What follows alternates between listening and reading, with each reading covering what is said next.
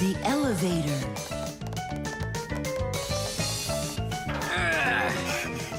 Papus, Masiya, we gotta hurry! How come? Tom Thomas is going to see the circus. And what? We want to go with him, can we? The answer's no. Just you kids without supervision. Who said no supervision? His parents are taking him there. We'll be careful, don't worry. They won't even notice us. Well, if Tom Thomas's parents will be there... Hooray! We can go! Wait a second. I didn't even say yes yet.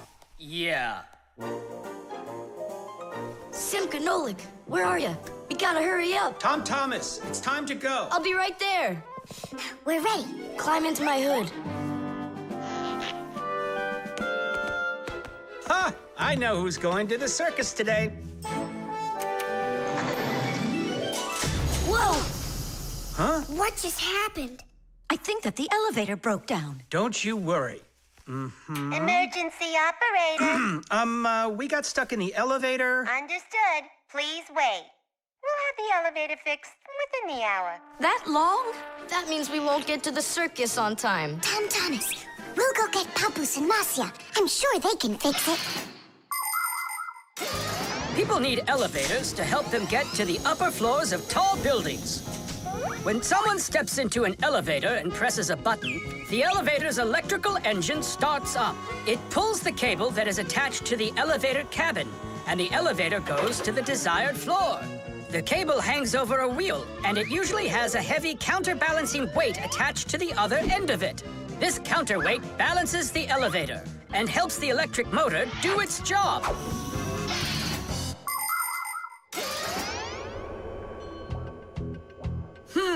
I wonder what the reason is. I think I see something over there that got stuck. Looks like you found the reason. We gotta go and fix it now, or we'll never get to the circus on time. You know, we can just have it right here. Ladies and gentlemen, presenting the Fixie Spectacular. And now your attention, please, on the high wire.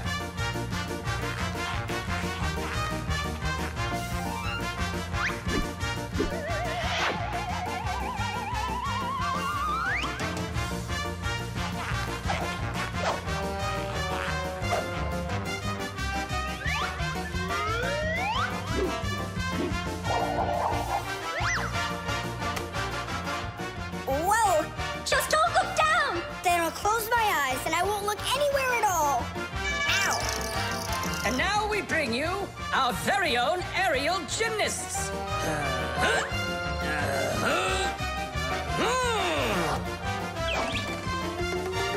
Hoop, hoopa. Hey! Yep. Hoopa.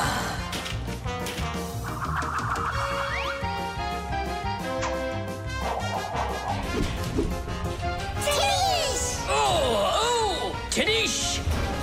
Our next act, feats of strength. It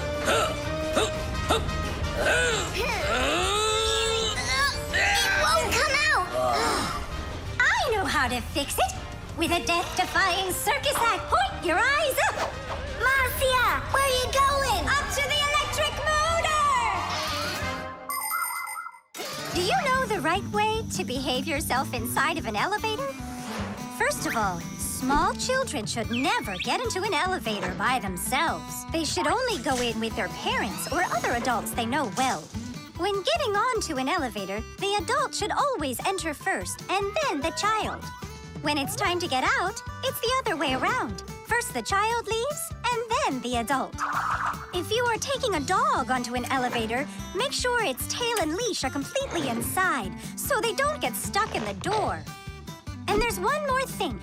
If the elevator suddenly stops for some unknown reason, don't try to break out of it yourself. Press the button that calls the emergency operator and wait for help from the elevator repairmen. Or the Fixies. I reached the motor! Turn it on! Oh, they fixed it. That was quick.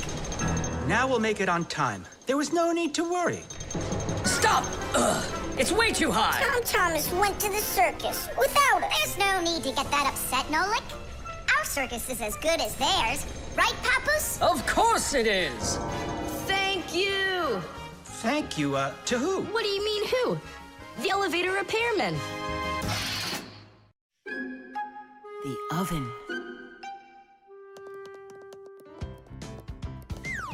Now here he is, our death-defying acrobat. Nolik, don't! I'm not Nolik, I'm an acrobat. You're going to fall. I'm not going to. I see. Every single time with him, it's the same old story. He gets himself into trouble, and I've got to get him out of it. No, I'm falling. Whoa! Hold on! I'm just joking. Nolik, you're a knucklehead. Simka, Tula! We're down here! Look who's in trouble this time, huh? This isn't funny at all. Need some help? We can manage this ourselves. Right, Tula? Well, all right then. See you later. We gotta get out of here. Tom Thomas's mom is coming! Hide!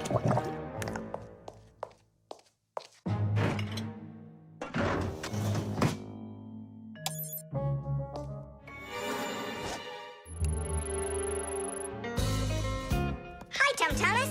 Hi, Nolik. Are you up for a ride? Because this train's leaving the station.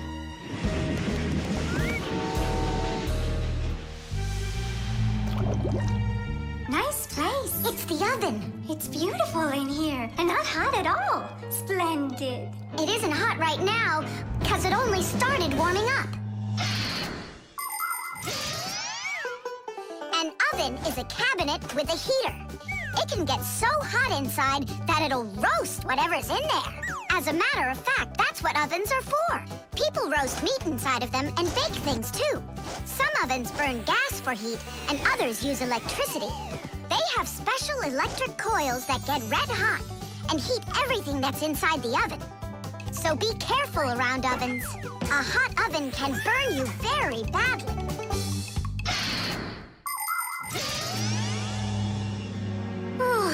It really is getting so hot. We gotta get out of this oven right away!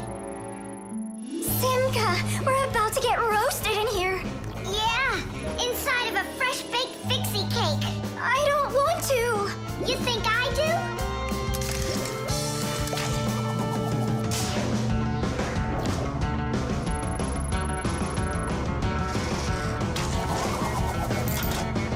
Here, grab on tight. This way.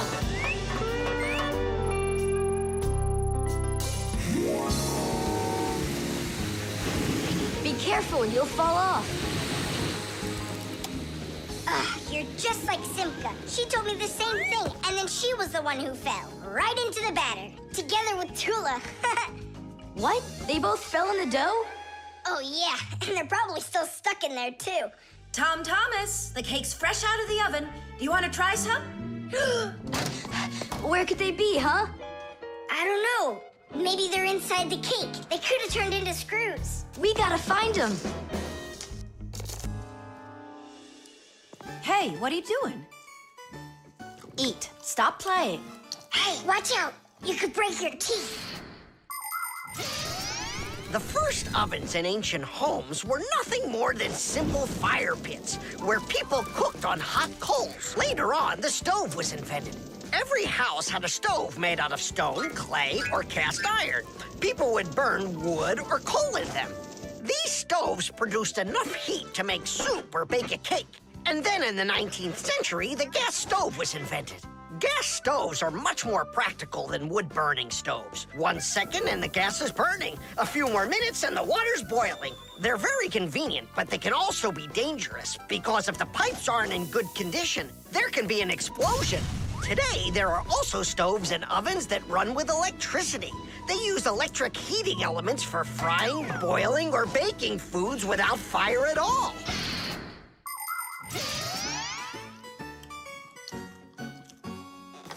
Tom Thomas, I think you'll explode. But it's so incredibly good. I just can't stop eating it. Keep chewing, Tom Thomas. That's as much as I can chew. Hey, what are you up to? Up to? We're trying to save you. You're not in the cake? Then how come I was eating all of this?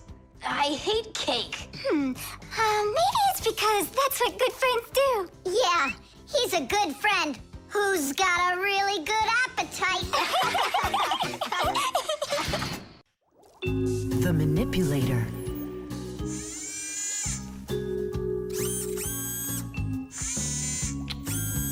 Well, what do you say, Professor? It couldn't be any more accurate. Our manipulator works just perfectly. Good! So that means that we're free to go. Great. See you later. All right, finally. Now it's our turn to experiment with that manipulator. And do you know how to operate this manipulator? Why do you think we were spying? A manipulator is a kind of mechanical arm that people use for difficult or dangerous work. To control a manipulator, humans use a remote control or a joystick. The operator gives the command, and the mechanical arm grabs and moves the load. Some robotic manipulators don't even need to be steered by an operator. They're controlled by computers and can work without people being there at all, even on the moon.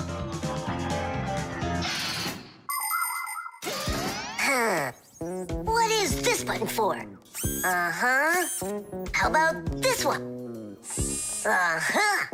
Would you like to take a ride? Right now? You're scared. Scared? Not one bit. Then off we go. Yeah, cool. Ha, this is totally awesome. Well, hang on. This is gonna get even awesomer. Professor?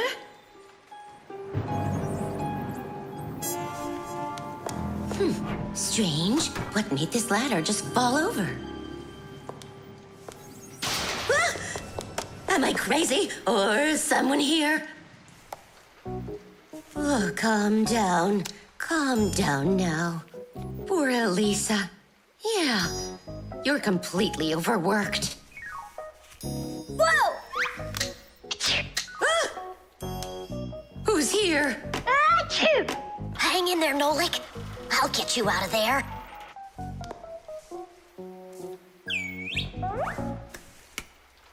My compact's gone. Oh dear, what's going on? Ah!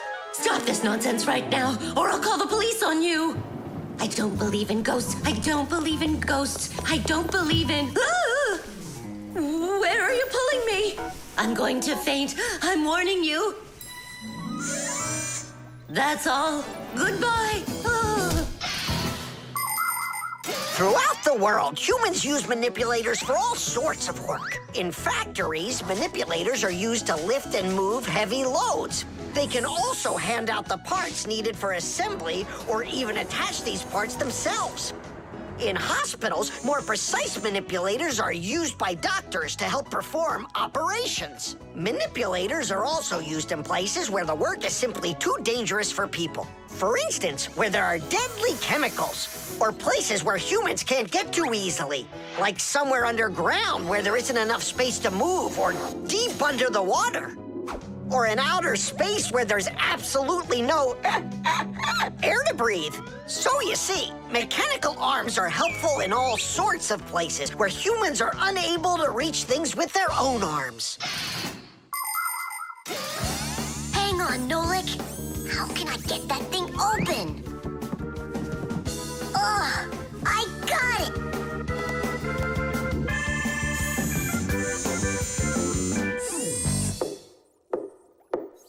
Yes? Who's there? Ah! What's going on? Achoo! Nolik? What are you doing in there? Achoo! We just took a little test flight. Is this yours?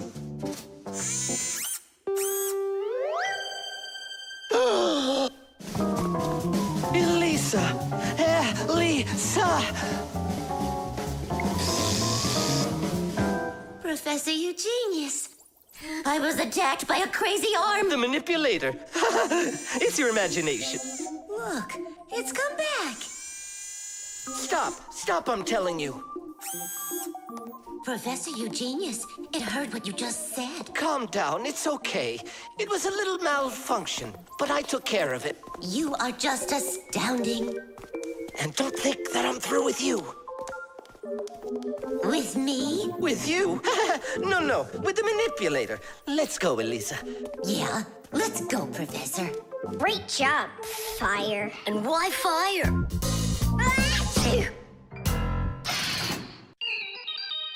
The bee. Tom Thomas, Hello. how come you're eating jam straight from out of the jar? Because it tastes so good. Oh, a bee!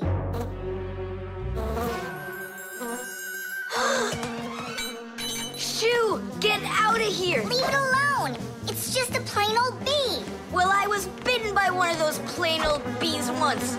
Ugh. Tom Thomas, don't do it! Go away, you pest! Flies are pests. Bees are very helpful and useful. How can a bee ever help us out? Bees are hard workers. They are constantly collecting nectar from flowers. Flying from flower to flower, bees transport pollen on their bellies. Thanks to this process of pollination, flowers produce fruit and seeds. In other words, bees help plants reproduce. The bees use the nectar they collect to make that delicious sweet honey loved by kids of all ages. And bee honey is not only delicious, it's also nutritious. So I'm still afraid of it. What if it bites me? Bees don't bite, by the way. They sting ya. Ah! Ah!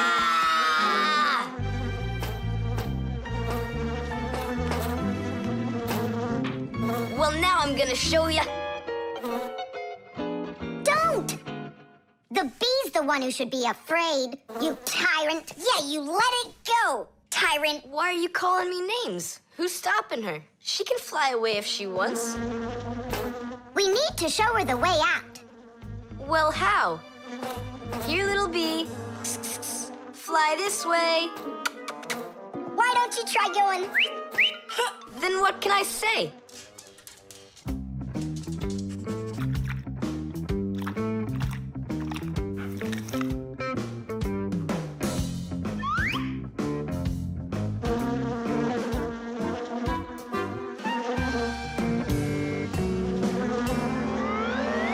Chusaka, don't move. It'll sting you. It doesn't want to sting. Both of you like to eat sweets. You like eating jam, and so does the bee. Why don't you carry Chusaka to the window?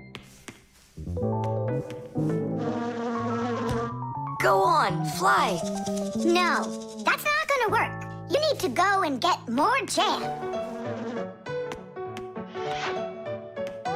Here, little bee.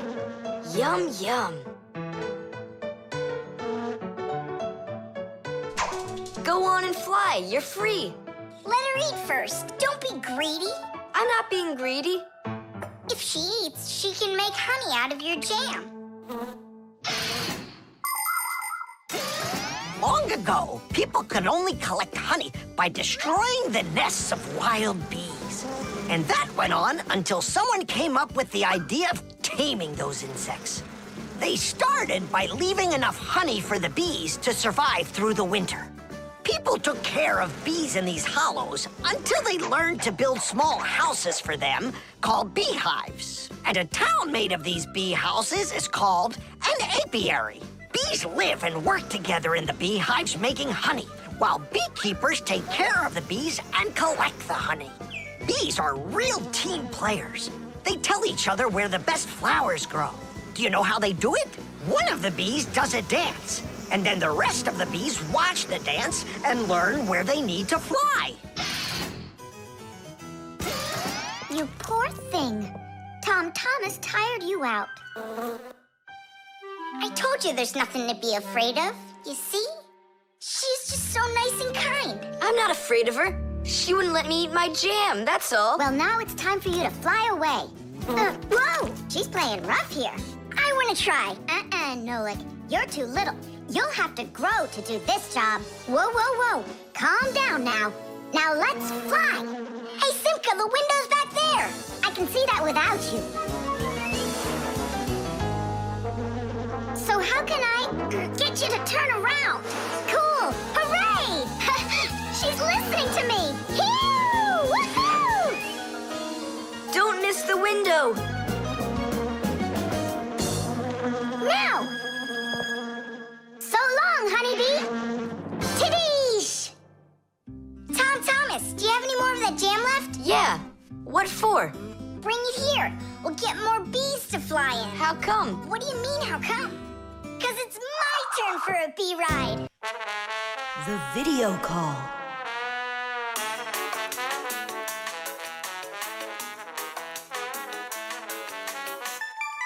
Turn on the camera right away. It's me, Simka.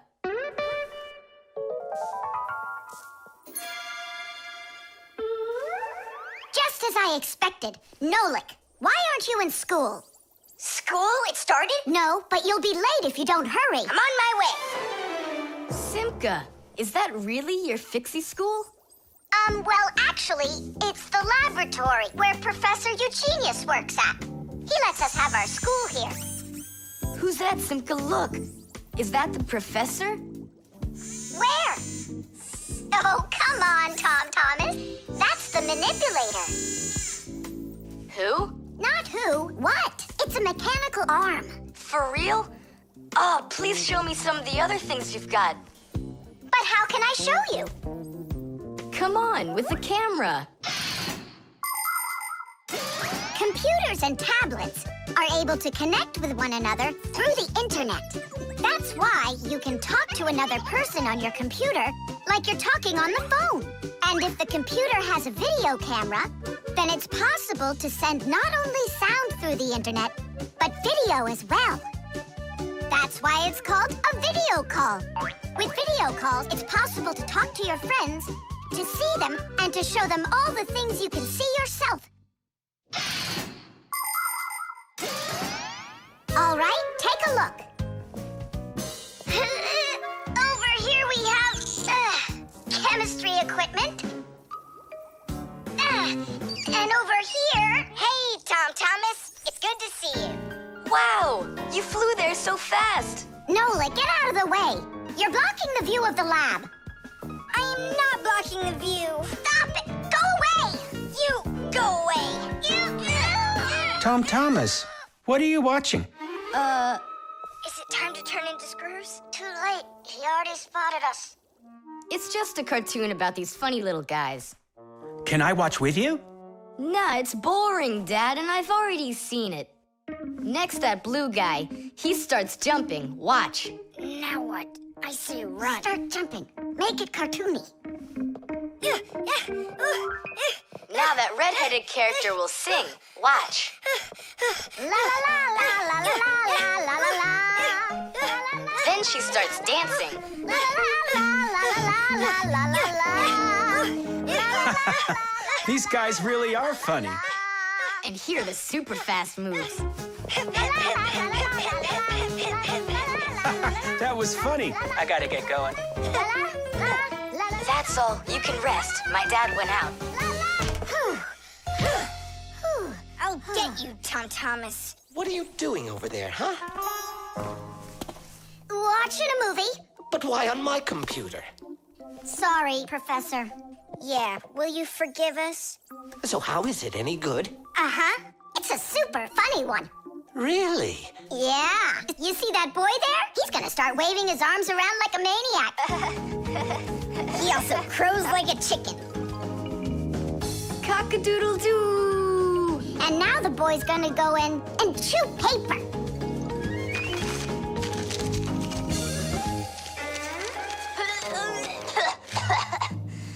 I can't do this all at once. A movie. That's what we're watching here, right?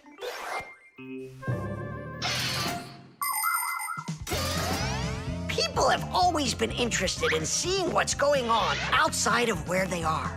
And with the invention of video transmission, it's now possible to see what's going on almost anywhere. Now, without leaving your home, you can see what's happening on another street, or even in some far corner of the world. With the help of video calls, doctors can help their colleagues perform complicated surgeries. Teachers can give lessons by video, and scientists can take part in video conferences. With video, you can watch a live theater performance in another country. And even in outer space, an astronaut can feel right at home, just chatting away with friends and family. And it's not just for astronauts either. Now almost every tablet and phone here on Earth has video in it. Introducing Tom Thomas. Nice to meet you there, son. And I'm Professor Eugenius, so I guess you're also a friend of the Fixies. Yeah, only it's a secret. My friend, that's a secret the two of us share. And you know, keeping secrets is what friends do. The antenna. Wow, is this cool or what? Ah, hello there, little Fixies. Did you come to see what I'm working on? Professor Eugenius, tell us what you're planning on doing with this huge thing. Well, I hope to use this fantastic device to make contact with aliens. Since ancient times, people have wondered, is there life on other planets? What might aliens from outer space look like? And what kind of spaceships do they travel in? There are some people who say that they've seen alien spaceships and that they look like flying saucers. There are even some people who say they've actually made contact with aliens. But personally, I'm sure it's just their fantasy. And science hasn't been able to prove any of these stories either. The one story that makes me laugh harder than all of the rest comes from a guy who claims that he saw aliens with his own eyes. Can you believe it? He said that there was a group of tiny aliens that looked like humans with glowing hair. It seems to me that this guy just happened to spot a few Fixies who weren't able to hide from him in time.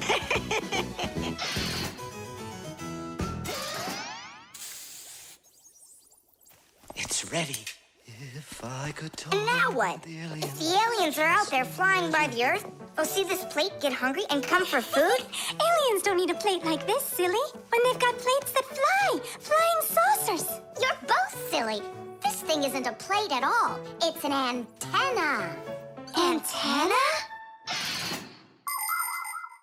Antennas help people receive radio signals. They come in all sorts of shapes and sizes, like this, or this, to pick up a signal that's very weak.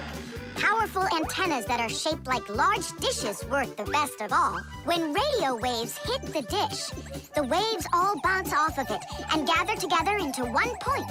This makes the signal stronger and clearer. The most powerful dish antennas can even pick up signals from outer space.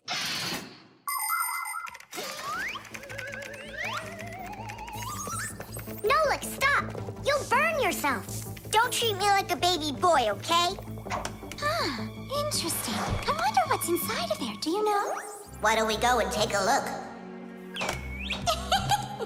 I was only trying to help him out. No need, Nolik. The soldering iron is way too hot, and I'm practically all done here. Ta-ta. Then let's start looking for those aliens in outer space. Just 1 second, Nolik. There. Uh-oh. And now,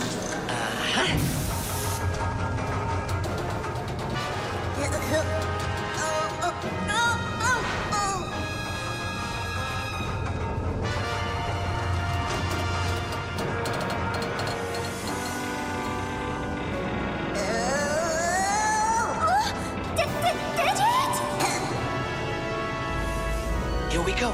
Nolik, Simka, let's see if we can pick up signals from outer space. What do you think?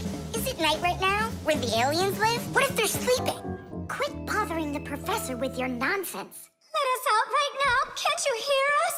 Please let us out! I'm afraid there's no way they can hear us from this far away. I can't hear any signals. It just sounds like static. Be patient, you guys, and keep listening. Digit, we all know how clever you are. Can't you think of a way out of here? I think I got it, Tula. You stay there. I'll use a special code I know to send a signal that we're in trouble. Wait a second. Do you hear that? Could it be a signal from the alien? Hooray! This is sensational. It means that somewhere in the cosmos are intelligent forms of life.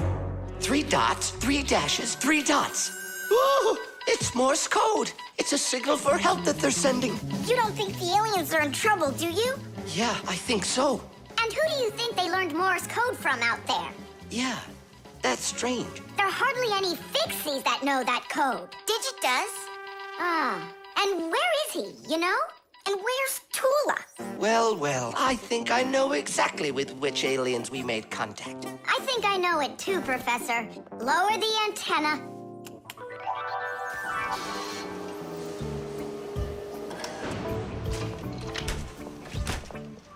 Greetings to you, oh extraterrestrial visitors. Hi there.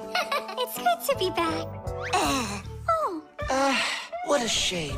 I was really hoping that we'd find intelligent life forms out there. It's all right. At least we found 2 unintelligent ones. The fire extinguisher. So, who can tell me, in the home, what is the greatest danger of them all? Chuzaka. Well, dogs are dangerous for us, but what is very scary for us and for humans? Fire! Huh? Where?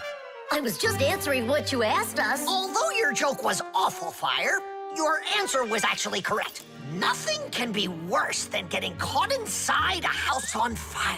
Don't know much about chemistry, but I can handle circuitry. That's an interesting idea. I have to try it out. And that's why every Pack-A-Mat has a fire extinguisher inside of it. And how do you turn them on? Well, I'll show you at the end of the lesson. Nolik, listen, yell fire. How come? I just want to find out how the professor turns on a fire extinguisher. Forget it, Fire. I won't do it for you. Fire! Huh? You again? I was joking. It's a stupid kind of joke, and I want you to leave right now. Actually, I should call your parents to discuss this terrible behavior. Fire is no joke at all. Remember, never fool with fire. Of course, you should never play with matches or with lighters. Everybody knows that. But those aren't the only things that can cause a fire inside of a house. So can a stove or a fireplace. And don't forget electrical appliances, like electric burners, space heaters, and irons. If you act carelessly around any of these appliances, they can cause a fire. And we should never forget to take extra special care with sparklers, candles, and fireworks. Sparks can jump off of them and set fire to highly flammable things like paper, wood, or cloth. So, what do you do if a fire suddenly breaks out? That's right. You call the fire department by dialing the number for all emergencies, 911.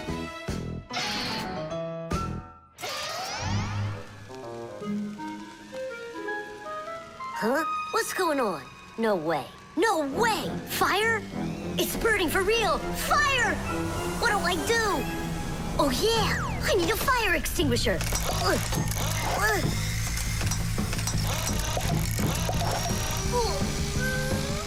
Where are you? And that's how a Pack-A-Mat can become a fire extinguisher. Do you understand? We understand. There's a fire! It's over there! Enough! You don't know when to stop fire. I'm not joking this time. Please believe me, it's there. Nice try, Fire. Oh, look, he even used smoke this time. No, Simka. That smoke's from a fire. Uh-huh. I'm sure that this time it's for real. It's the truth. I swear I'm not lying. This time I think it's true. He's not joking. We've got ourselves a real fire here. Tula, Simka, turn off the soldering iron. Uh-huh. Got it. Be careful, kids. You have to stay back here away from the fire. And what can I do to help? Take out your fire extinguisher.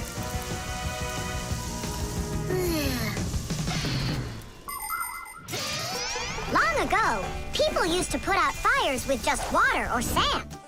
Today, people also use fire extinguishers. Fire extinguishers are cylinders with hoses.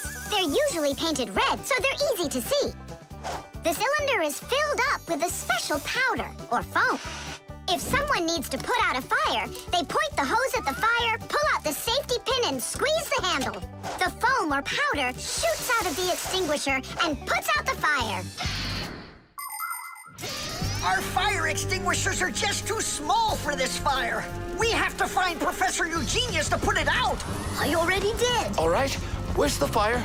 Ah. Ooh. Hooray! We put out the fire! You Fixies are just the greatest. Thank you. You saved the whole laboratory. Not at all, colleague. If not for you Fixies, I can't even fathom how this could have ended. And what I'm wondering is how the fire got started at all. Fire? I had nothing to do with that. Yeah, sure. Then who was yelling, fire, fire? You know what? Maybe it was you that set the fire. Well, if that's what happened, don't even think about coming back to school without your parents. Colleague, wait. It's all my fault. I didn't turn off the soldering iron. Forgive me. Now we know whose parents the school should be calling. The instructions.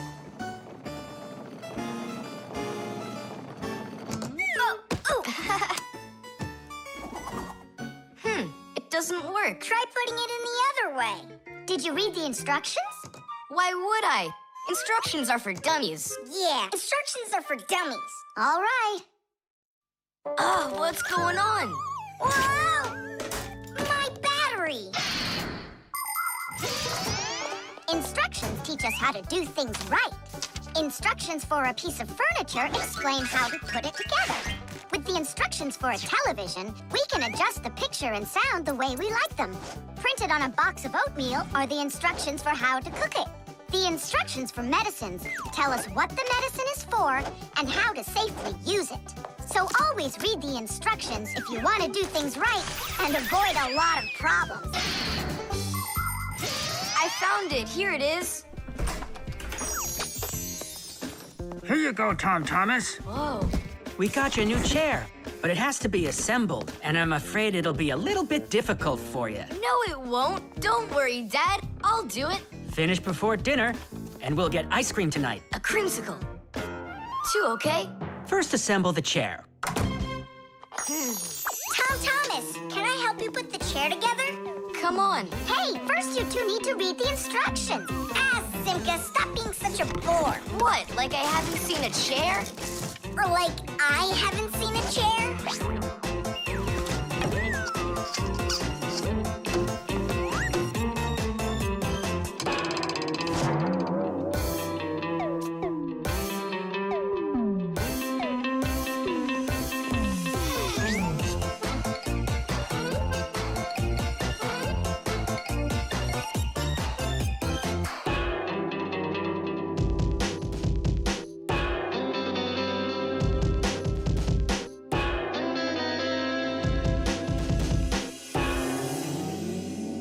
Well, Tom Thomas, you done?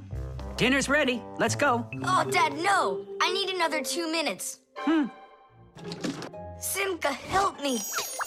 How? What does it say I have to do in the instructions? Ah, I thought you could do it without them. All right, I'll help you. Let's see. Take this part over here and that one over there. Nolik, get a screw. No, the longer one. It's over there. The very first stools and benches appear as far back as ancient Egypt. The pharaoh's stool was special because it had a back. It is thought that the pharaoh's stool was actually the first chair. For a long time, a chair was considered a luxury. Rich noblemen would bring their own chairs to parties. And the more important the man, the higher the back of his chair. It wasn't until the 19th century that chairs became part of every house. Today, there are just so many different kinds of chairs. There are wooden chairs, plastic chairs, metal chairs, chairs with legs, chairs with wheels, folding chairs, baby chairs, just all sorts of chairs. Well, how could people sit down at the table with no chairs? Whew, I think we'll make it. Screw it in, quickly. Nolik, we need one more screw. But there aren't any. There is, you gotta find it. I already looked everywhere. Thomas, time's up. Nolik, you have to help. How? Just for a minute, that's all. Turn into a screw. If it's only a minute, I'll do it for you.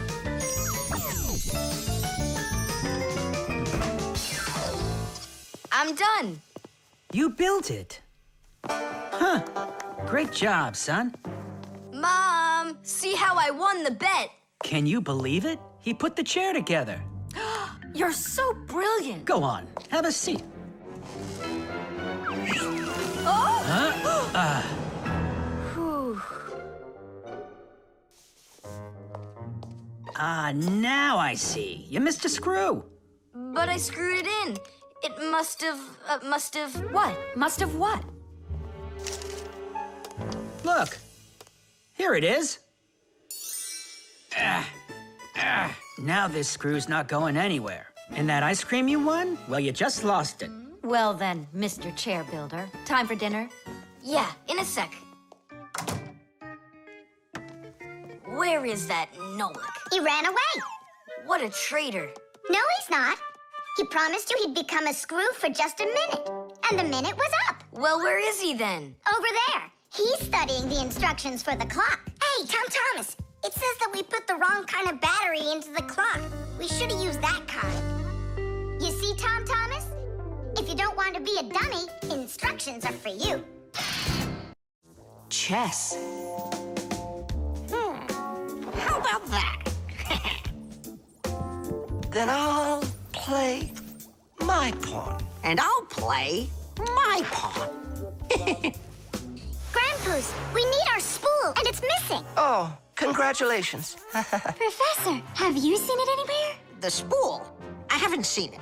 We're playing chess, can't you see? Do you like board games? Like dominoes, for instance. Just about everybody has played it. But do you know where it came from? Dominoes was invented by the ancient Chinese. They made tiles and decorated them with dots like on a pair of dice. And this is a game that looks a lot like checkers, but it's a lot more challenging. It's called backgammon. Backgammon originated in Persia, and from there it spread all over the world. But the most challenging game of them all is the game of chess. Chess was invented in India, and today the game of chess is loved in every country. It's played by adults, by children, and even by computers. Chess is a real sport. But the most important thing for playing chess is not the power in your arms, but the power in your brain. Hey, look, I found it! Yeah! Hey, what's going on? That's our spool. Please let us take it back. There's something we have to do with it. But we're using it. Can't you wait? It's a replacement for the missing pawn. Oh, Nolik can work for a while as the pawn's replacement. Yeah, I could do it. All right, you can take it. And you stand right over here. 1, 2, 3, up we go! Class. So how do we play? You're going to play for the whites. And now I'm going to capture your knight. And we're gonna knock over yours. Take that. Whoa, whoa, whoa, young man. Slow down. It goes back here.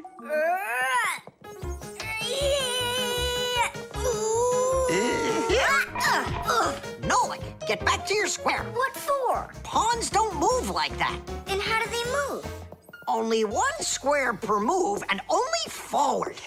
Of all of the pieces, the little pawn is the weakest. What a mess. So which one's strongest, huh? This, it's the queen. She's the most dangerous threat to the other king. Aw, how come I couldn't be queen? Then that black king would have to deal with me. Oh, yes. In chess, each player has a black or white army with 8 pawns, 2 knights, 2 bishops, 2 castles, and a queen. All of them work together for their king, trying to protect him while attacking the enemy's king. If the king finds himself in a position where he can be captured, the attacking player says check. And if the king finds himself with nowhere to run from the attack, it's called checkmate. Whoever checkmates the other player's king first is the winner.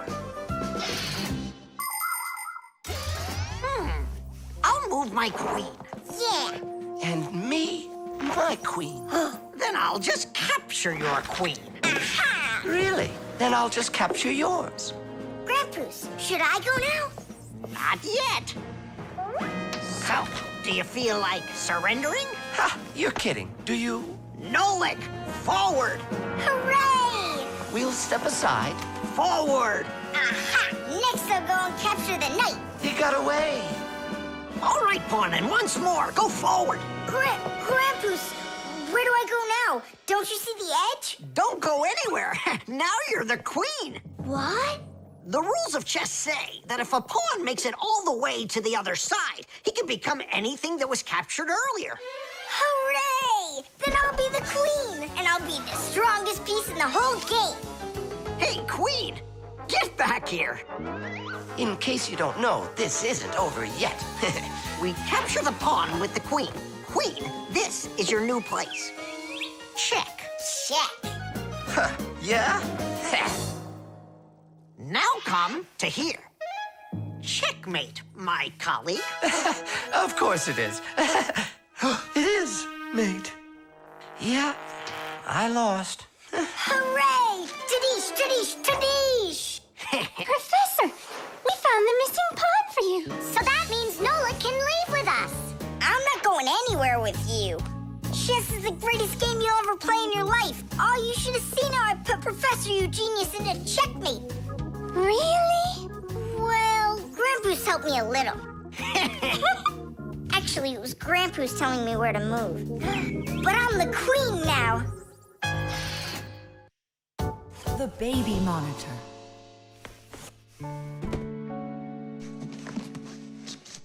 Oh, it's my old baby monitor. On.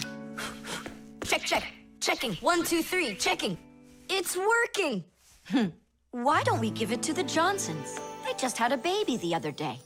This is mine, and I'm planning on using it. Aren't you a little too big for it? No, I'm not big at all. Well, I didn't realize that you're still a little boy. And a greedy one at that. They're never gonna notice this. Hey, Fixies, are you here? We're here now. Why did you call us? I gotta show you how I turned into a mind reader. I find that just a little hard to believe. Okay, then I'll show you. I'll leave you alone, and then you'll hide this button wherever you want. Then I'll come back and find it. You got it. So where's a good hiding place? Well, we gotta think of one. Right here, under the keyboard. Great! Go on, Nolik. Come on in. We're ready for you. And now, I'm going to read your thoughts. Here I go. You hit the button here. Look. Ta-da! He really does read minds. Oh, that was a lucky guess. Bet you can't do it again. Well, I bet you I can. We're gonna have to be sneakier.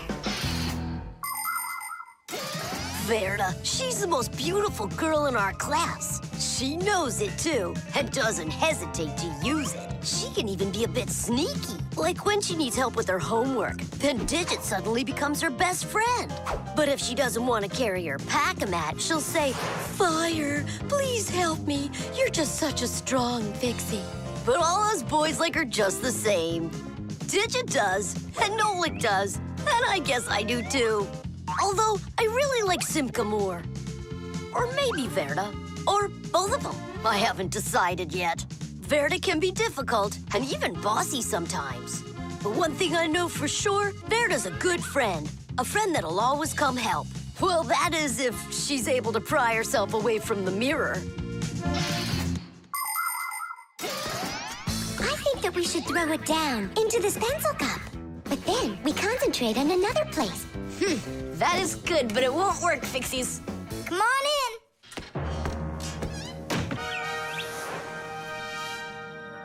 Uh-huh. Aha! It's in here. Tadish? Simka, were you thinking about the cup? No, I swear. And my mind was blank. Then who did, huh? Uh-huh. Tom Thomas, what do you say we go again? As many times as you want. Shh, I know how he's been doing all of this. It's a baby monitor. That's how we can hear what we're saying. I don't get it. A baby monitor helps parents watch over their babies. The system has 2 units that look like wireless telephones. The parents keep one of the units by their side and put the other one in the room where the baby is sleeping. If the baby suddenly wakes up and starts crying, the unit in the baby's room will pick up the sound and send it by radio waves to the parents' unit. Mom or Dad will hear the crying and go and comfort their child. And so he's listening to us now. This time I know what we should do. We'll hide it under the globe. Ooh. Go on. Uh-huh. Aha! Huh? Where is it? If you read our minds, you'd find your button under the baby monitor. You tricked me. That's really not nice. And spying on us is nice, you think? I'm sorry, I just thought it'd be fun. Well, anyhow, Tom Thomas, you're too old for this thing. Unless, of course, you still need it. I'm not a baby. I was just, checking it. I'll go and give it to Mom. Mom, I'm not greedy. About what? Let's give this monitor to the Johnsons, and this car is for their baby boy. I don't think that baby's big enough yet for your car. So what? Soon he's gonna get bigger and become a big boy, right? Like me. Knots.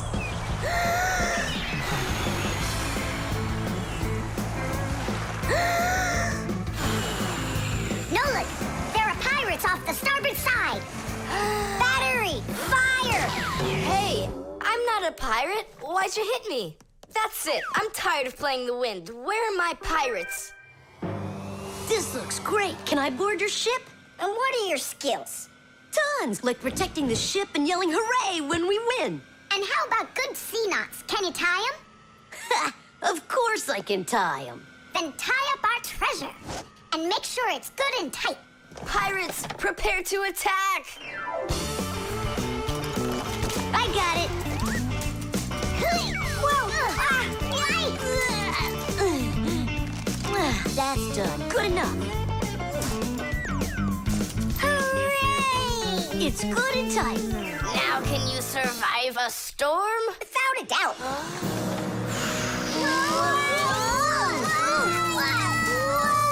Our treasure! It's sunk into the sea. That was my mom's necklace we sunk. I'll pick it all up, don't worry.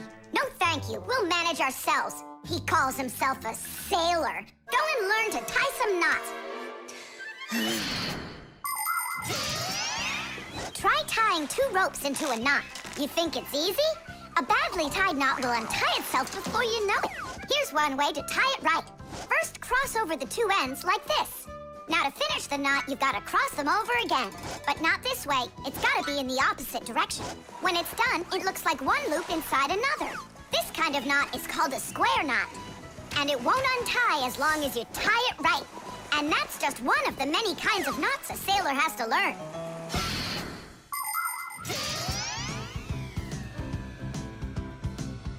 Oh! Okay. I knew I could tie it. Now what else is there to practice on around here? I found some more of our treasure. Here's another one. That's 19, but we're supposed to have 20. I know it because I'd counted our treasure. So what happened to the last one?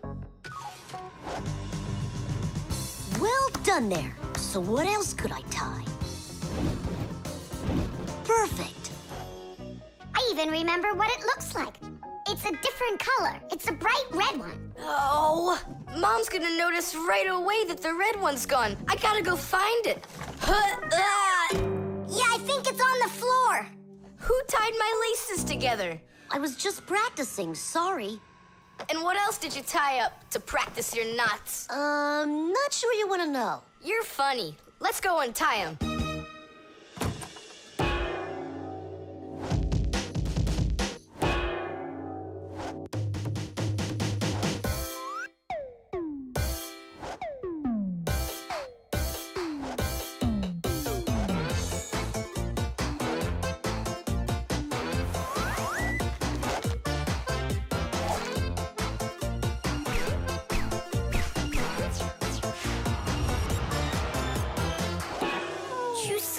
Don't look at me that way. I'm scared. She's just staring at her own whiskers, Nolik. And what have you done to her whiskers? Well, I tied them with the square knot. Fire, you're just a blockhead. And why don't you tell us what else you've done? Well, okay. I tied a decoration on her tail. That's where it is. We were looking everywhere for that thing. Fire, go and fix everything you've done. Chusaka, don't run away. Don't be scared. We just want to untie the knots. Sailors have developed all sorts of different knots. Without them, they couldn't control their sails. But we couldn't get by without knots on land either. Mountain climbers use tightly knotted ropes to help them climb and keep them safe. Fishermen tie hooks to their fishing line using special knots. You can't even pitch a camping tent properly without making a knot. When people sew, they tie knots in the thread to hold it in place. And doctors use knots when they stitch and bandage a wound. And a tie wouldn't be a tie if you didn't tie a knot in it. Sneakers won't fall off your feet. And the laces won't drag on the ground if they're tied with a proper knot. But sometimes things can get knotted up by accident. And that's one time when you don't need to know how to tie knots, but how to untie them. All aboard! Like that. Now the only thing left to do is tie a knot. Should I tie it? Are you sure it won't untie? You're joking. Why don't you go ask Chusaka if I can tie a knot like a sailor? The motion sensor. This part has to be replaced with one that's new. I've got an idea. How about we run to the warehouse and get it? Because you don't have time to go there. And that way you can keep on working. All right, then. Only remember the code for the part. A8375. I'll remember it for sure.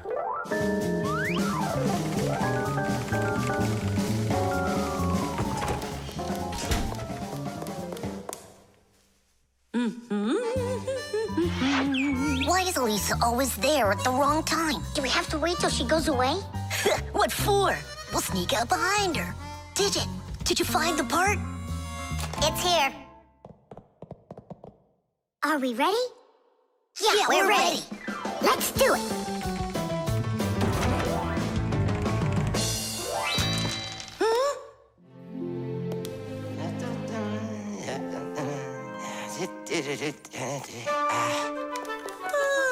Professor Eugenius, you're in here. Do you know why this door just opened? And closed by itself? Of course I know, Elisa. It's because I converted it into an automatic one. You see, I installed a motion sensor above it. A motion sensor is like an electronic eye that watches everything that moves in front of it. Did you ever wonder how doors open by themselves at places like stores or at the airport? They open with the help of motion sensors. If the sensor sees that someone walks up to the door, it sends a signal to the door's electric motor. The electric motor opens the door and then automatically closes it after the person walks through it.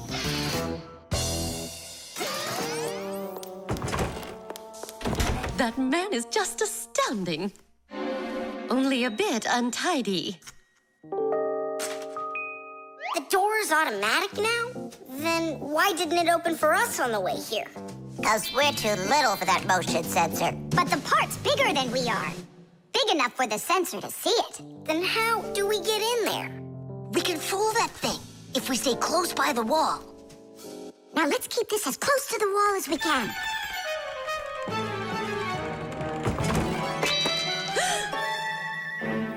This door is a little too automatic. And these parts are here again. Didn't I put them away?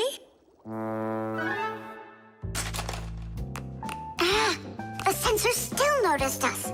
Here's what we gotta do. Let's break it. Why do we gotta break it? All we have to do is deactivate the unit. Sensors are used to help people in all sorts of different situations. For instance, motion sensors notice when someone is moving so they can automatically open a door or turn on a light. Some automobiles are equipped with rain sensors. If it starts raining or snowing, the sensor automatically turns on the car's windshield wipers. There are also sensors that react to how much light there is. In the evening, when it gets dark, light sensors can be used to turn on street lamps. And in the morning, when it gets light again, the sensor switches them off. A smoke detector can sense when there's smoke inside. The sensor can be used to turn on a fire alarm or even an automatic fire extinguishing system.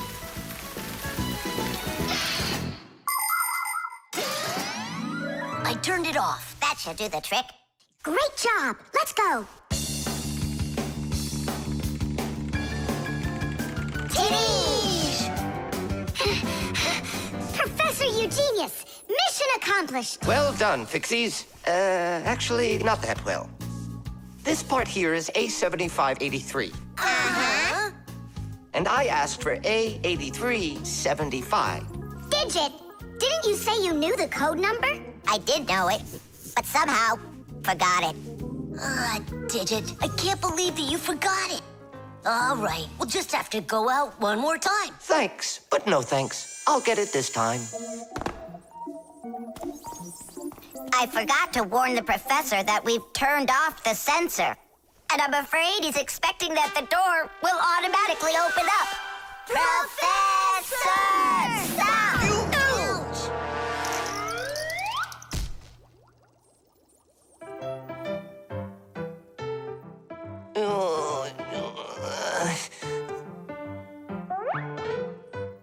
Forgive us, we didn't mean it. The Ecotester. Are you ready to see my new invention? I just can't wait to show you what it does. Whoa, what is it? An Ecotester. And what is it for? This device lets you check vegetables or fruit, so you'll know if they're safe to eat. To grow apples, tomatoes, or melons faster and bigger, people add chemical fertilizers to the soil. But there's a problem if too much of these chemical fertilizers is used. When there's too much of them, the harmful chemicals get inside the fruits and vegetables, and that makes them very dangerous to eat. An Ecotester is a special device that quickly shows how much of these harmful chemicals have gotten inside of the food. And if the reading is too high, that means you shouldn't eat it. As you can see, the Ecotester shows that this apple is good. Well, let's see. Look, this one is safe too. Ugh, it's not interesting this way. These apples are all safe. Now let me take this delicious apple and, make it bad. We will inject this apple with a harmful amount of nitrates. How come? What do you mean, how come? So we can see how the Ecotester works.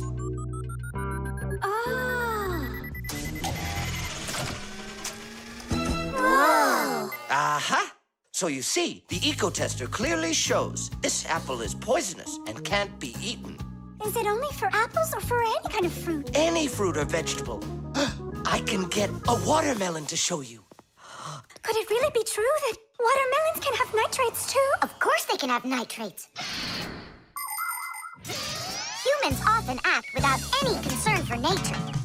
The waste from factories, airplanes, cars, and cities causes tremendous damage to nature. Species of plants and animals disappear. Air, water, and soil become polluted. And many other kinds of ecological problems appear. And humans shouldn't think that ecological problems are just nature's problems. Because when humans harm nature, they are also harming themselves. People breathe in the dirty air, drink polluted water, and eat food grown in soil contaminated with chemicals. If humans don't want to drink milk filled with poisons, and they want to eat ecologically clean fruits and veggies, then they must learn to treat nature as their friend. Hey, why don't we test these apples ourselves? Nolik, help me out.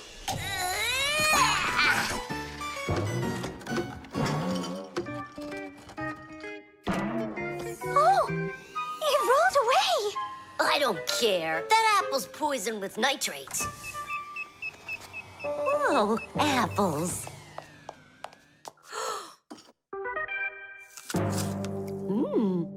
Elisa, don't eat that! Elisa, stop! Please sit down. What? You bit into it? Yes, and what? Oh no, it's poisoned! What? Do you have trouble talking? Oh, yeah. You feel faint? Oh, I'm fainting. Elisa, hang in there. What?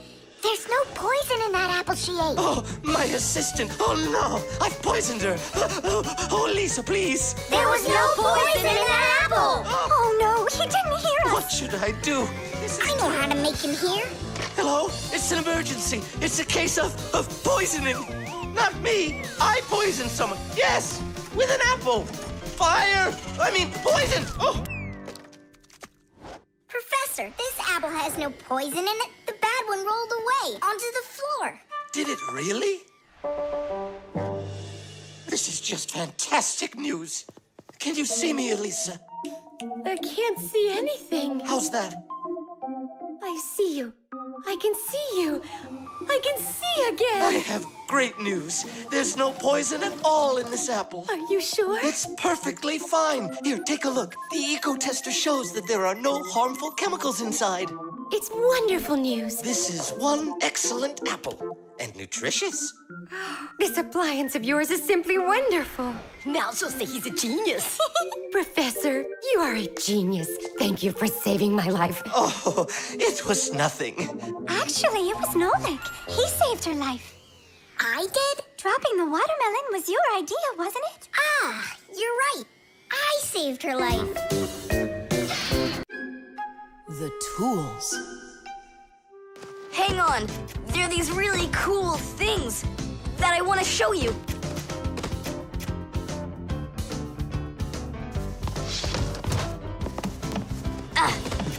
Whoa! Whoa, look how many things you got all at once. Your dad's gonna be so angry when he sees what you did with all of his tools. I'm gonna put them all right back where they were. And where were they? Open the box and you'll see. It's neat. There's a special place in there for each one of the tools. Try hammering in a nail or drilling a hole with your bare hands. Uh-huh, there's no way. But with the help of the proper tools, it's a piece of cake. But of course, that's only if you know how to use them. Tools need proper care. If the head of a hammer is loose or a drill is dull, then you shouldn't work with them. It's dangerous. And when you're done working, put the tools back in their places, or you'll be tearing your house apart trying to find them the next time you need them. Huh.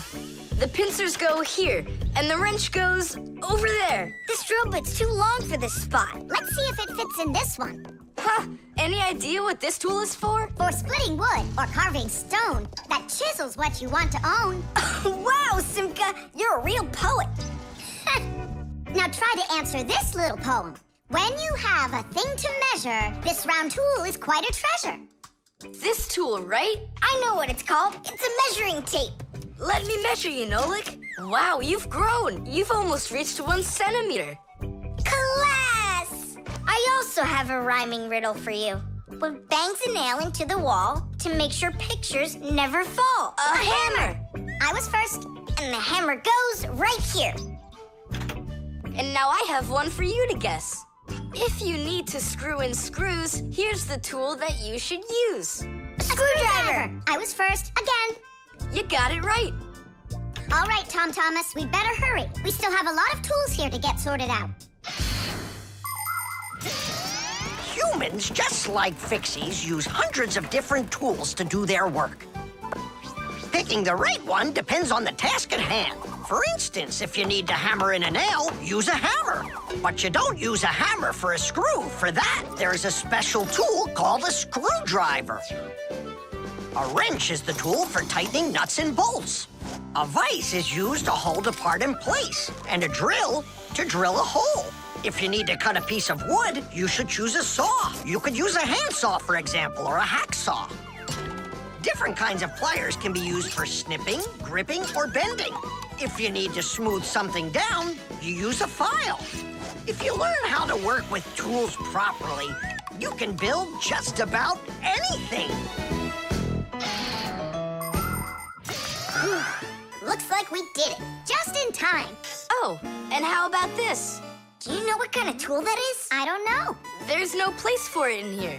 Just throw it out. Come on, and what if my parents use it? Looks like we did something wrong here. My dad came home. Tom Thomas! I'm in here. Hi there. Reading. Way to go, son. Huh? Oh. I don't get it. Where is it? What? I put a piece of metal under the table leg so it wouldn't shake, but it disappeared. So that's where the tool's place is. Did you take it? What? I didn't. It must be somewhere under the table. And you look under the sofa. All right.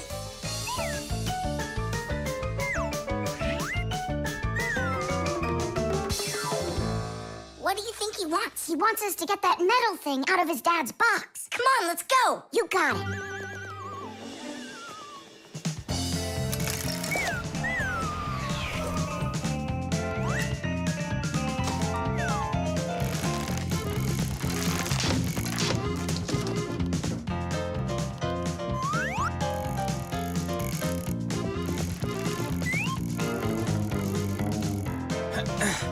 Any luck?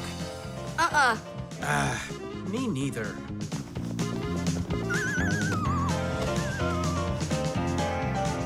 I found it, Dad. It was under the table, just like I told you. Huh. You were right. It's strange. How could I have missed it? Maybe you're just, tired from working too much. Maybe. Tadish. What? It's a new word, Tadish. Tadish? I do like the sound of it. The laboratory.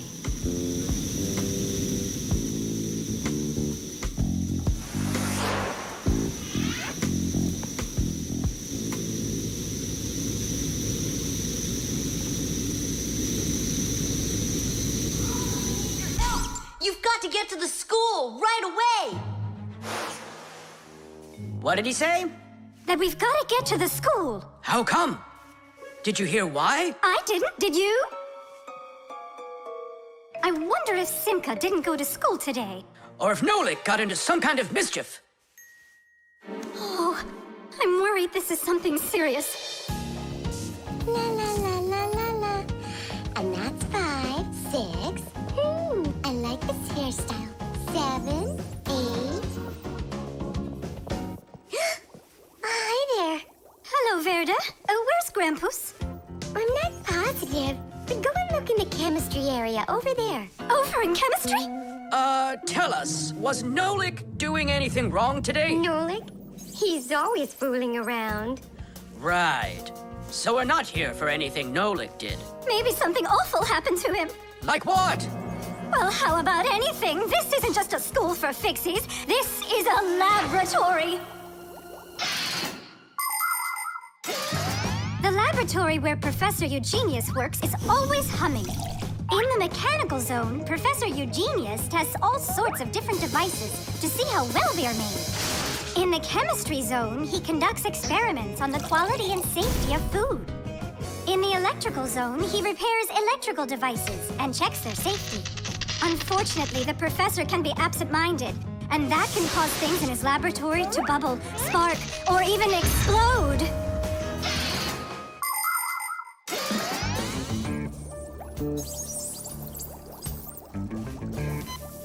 Masiya, there's nothing to worry about yet. But how can I not worry?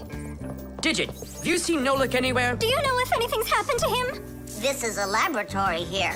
Who knows what could happen to anyone? Like what? What are you saying? Like that. I told you, things happen here. And where? Let's go, quickly! Masiya, no need to panic. Tula, it's so good you're here. We really need your help. What is going on? There! Grampus! What? Where? In the mechanical zone, there! And Simka and Nolik, there! They're all there! Oh, my children! Don't lose your head. Oh! Oh! Masiya is my wife, and the mother of our children, Simka and Nolik. Masiya is a real beauty, a kind and gentle soul, and a wonderful homemaker. She is also a very responsible and extremely skilled Fixie. She is our family's expert in kitchen appliances and gadgets. Masiya works from morning till night, fixing and cleaning anything that is in need of her expert care, because she just loves when everything is clean and tidy. But most important for Masiya are her children. She takes loving care of Simka and Nolik and tries to protect them from harm. Masiya worries about them so much that sometimes her imagination gets carried away with what might have happened to them. Although our little Nolik can get himself into situations that even Masiya could never have dreamed of.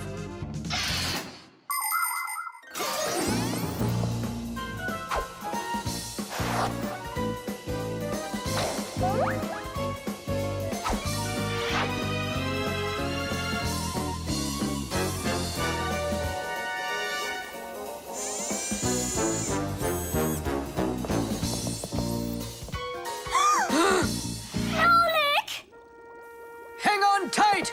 We'll save you! Hey! You're alive! What's going on? I don't need to be saved from anything. So it's Simka we need to save, not you? I don't need saving either. I'm fine. And what are you so worried about? Everyone's alive. Then why did you make us come here? I need you to help with a little accident we had. Nolik, was this your fault? Oh, no, it's not Nolik's fault. Quite the opposite. He was trying to help me fix it. Papus, we need you to help us with one of the pieces that we couldn't get back in place. This one?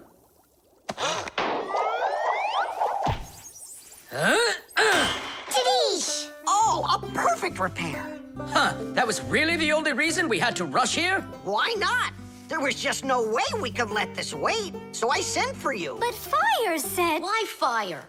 Why is it always fire? How come you had to scare us so badly? I'm not the one who scared you. You did that all by yourselves. The gramophone. And that's a photograph of my mom when she was little. She sure looked happy, didn't she? Because parents were all happy when they were children. But then they grow up and start getting all gloomy and as boring as can be. Oh, what's this, do you know? A song about a screw? It's total nonsense. Nonsense? It's about a screw, which means it's practically about Fixies. Why don't we listen to it and find out? If it's good, we can all dance together. How do you listen to this thing? Like this? Why don't we try to use the player? We won't fit in there. Look, right here it says gramophone record. See? So we need to find a gramophone player. Find what? Let's go to Grampus. Grampus, we found a song about a screw we want to hear. We're looking for a player for a gramophone record. Ah, I understand. What you need is a gramophone. A gramophone is an old appliance that was made for playing back sound that was recorded onto records. If you want to turn on a gramophone, you need to turn the handle to wind up its spring. The spring makes the record spin. Then, a needle is placed on top of the record, and as it moves through the groove on the record, it shakes a little, which makes a diaphragm, a sort of mini drum skin, start to vibrate. The big horn of the gramophone then makes the sound louder, and we hear a voice or music. The most amazing thing is that a gramophone doesn't have an electric motor or any electronics. That's right. You don't need electricity for a gramophone to play back the sound that's recorded on a record. That's because a gramophone is an entirely mechanical wonder. If you want to know, there is a gramophone in the office of Tom Thomas's dad. It's on the desk. Great, let's go. Thanks would be nice.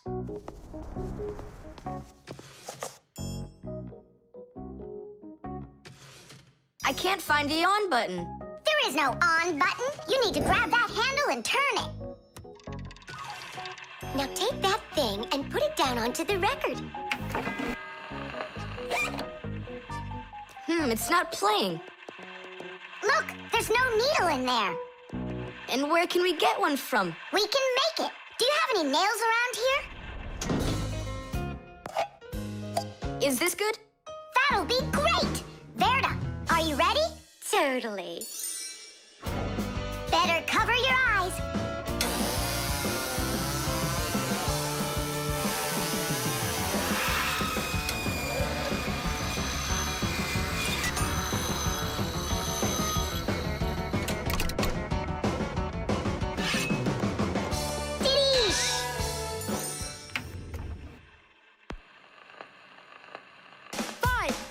It's working, listen. A little screw went for a run, and now without this little part, everything just falls apart. If you think a screw is nothing, take it out, but just beware. Everything will break without them, with no little screws in there. The bulldozer was a strong one, until there was a thud. And then the mighty giant fell straight into the mud. 5, 4, 3, 2, 1, a little screw went for a run, and now without this little part, everything just falls apart. If you think a screw is nothing, take it out, but just beware. Everything will break without them, with no little screws in there. If you think a screw is nothing, take it out, but just beware. Everything will break without them, with no little screws in there. Tom Thomas, what's that music playing? It's a gramophone record. Gramophone? I thought it was broken. We fixed this old... not we. I fixed this thing. Really? What a wonderful boy I've got. Other kids are breaking things, and you fixed them. What do you say we play that record once more? I used to love it so much when I was little. The mighty crane was working until there was a pop. And then the mighty giant gave out and lost its top. 5, 4, 3, 2, 1, a little screw went for a run. And now without this little part, everything just falls apart. If you think a screw is nothing, take it out, but just beware. Everything will break without them, with no little screws in there. If you think a screw is nothing, take it out, but just beware. Everything will break without them, with no little screws in there. Tom Thomas's mom really dances super. Yeah, she knows how to have a good time, even though she's a grown-up. If you think a screw is... The dog. It's about me. Fixies? It's Chusaka. It sounds like she's angry with us. I wish I knew what that mad dog was thinking about. I'm thinking about you. You better hide or people will see you. I'm leaving. See you later. It's going to rain. Chusaka, I have no time to play right now. I'm not playing. His feet are gonna get soaked. Tom Thomas, I'm off. Don't be late. Chusaka, that's enough. No, I need to go to school. He's got his math class today and he's leaving his math book. I'm trying to serve like a good dog, but no one understands me. Dogs have been serving people since ancient times, along with cows, horses, chickens, and other domestic animals. But of all of these animals, the dog was the very first. In the beginning, domesticated dogs looked like wolves. Over time, they started changing and were developed into dogs of many different breeds, from big shepherds to tiny chihuahuas. So a dog is not only a human's best friend, but his very first friend as well. What is that smell?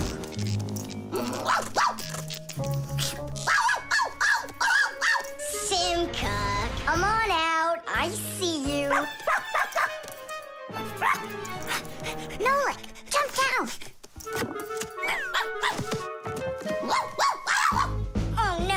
trapped in here. Alert! Something's burning over there.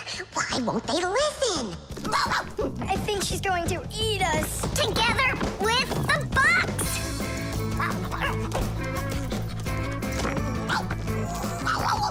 We're done for. Oh. Come on, look! The outlet is sparking. Oh, no. Something must have broken in there. Are we going to fix it? Kids should never touch outlets, and you know it, too. It's forbidden. Then how do we fix it? Go find Papus, and I'll stay here and wait for you. But where's Papus? I know where he is. I don't know what she's barking about, but I think Chusaka wants to help us. Then come on, Chusaka. Help us. Woo!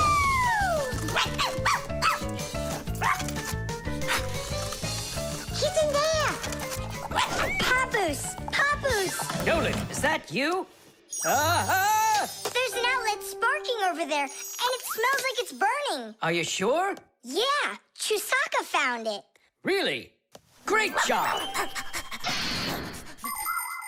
There are many kinds of service dogs. Dogs that help people by carrying out a wide variety of different jobs, like protecting a house or a flock of sheep if the dogs are shepherds. Some working dogs help guards protect their borders, while others work for the police. There are sled dogs that transport people and loads in the north, where there's only snow and no roads. Some service dogs help blind people by helping them get to the places they need to go. And there are dogs that save people trapped on mountains. And that's not all. Dogs went up into space before humans. But don't think that dogs are just given these jobs. Oh no, like humans, dogs study for a long time before they're allowed to take on serious work.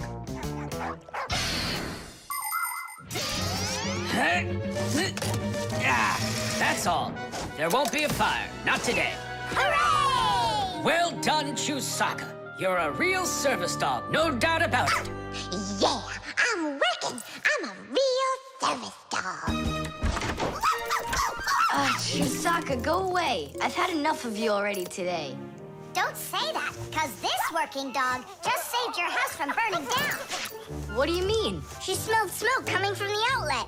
It could be that Chusaka means well and wants to do the right thing, but nobody understands her. That's a bit hard to believe. Then what's this book? Oh, my math book. That's where I left it. Remember how Chusaka wanted to make you take it to school this morning? You're right. Atta girl, Chusaka. Well done. What a rain. My feet got wet to the bone. But this morning, Chusaka tried to get you to wear a different pair of shoes. That's something. I should listen more closely to this smart little dog of ours. Finally, they understand me. The Fixiephone. Tom Thomas. Huh? Try to guess what we have with us. You guess what I have. A banana. A race car. No, not that. Chocolate. A pair of socks. Ha! Do you give up?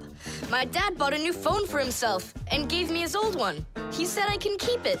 Oh, wow. And what have you got? Look! Ah, you got a telephone too. It's better than that. This is a Fixiephone. Papus got himself a new Fixiephone, and he gave this old one to Simka. And can you make calls on it? Take a guess. Come on, let me show him.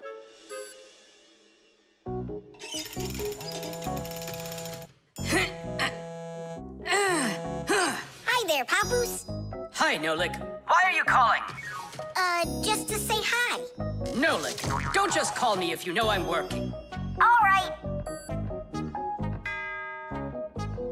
See that? So what? I can make calls on my phone. Calls to humans, that is. But to Fixies, you can't. A Fixiephone is a smartphone made just for Fixies. Not only can Fixies call each other with it, but they can get onto their own special Fixie internet. On a Fixiephone, you can find a camera, a flashlight, news, games, movies, and Fixie ditties. Those are the Fixies' favorite songs. Fixie kids love them, and so do their parents, because Fixiephones can easily let parents know where their kids are and whether or not they're in trouble. the years, humans have learned how to turn telephones into mobile phones and mobile phones into smartphones. They use them to call each other and to go on to their internet. A smartphone is almost as powerful as a computer, but they still have a long way to go to be as good as Fixie-phones. Yeah, that's really cool, guys. Only this phone does the same. But can your phone do this? Take a look over here. You mean here? It's just a mouse. And now, look here. Whoa! But he's not on there. But look, he's here. And that's not all. Watch. A mouse helps the user navigate around the computer. And when we move it... You get it? No one else can see the Fixie except for you. And he can help you. Super! Oh, it'd be great to have my own Fixiephone. What are you talking about? You're not a Fixie. What a shame. I'm off to school, guys. He gets so upset. He even forgot to take his phone. I have an idea.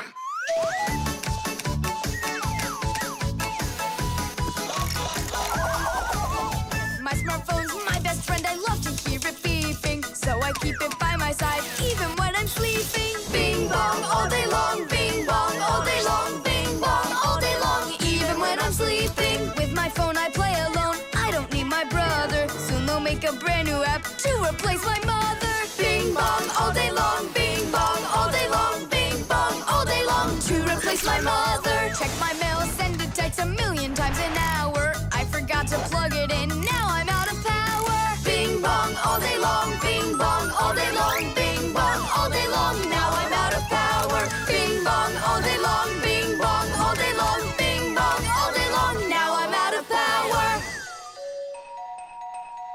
We finished. Tadoosh!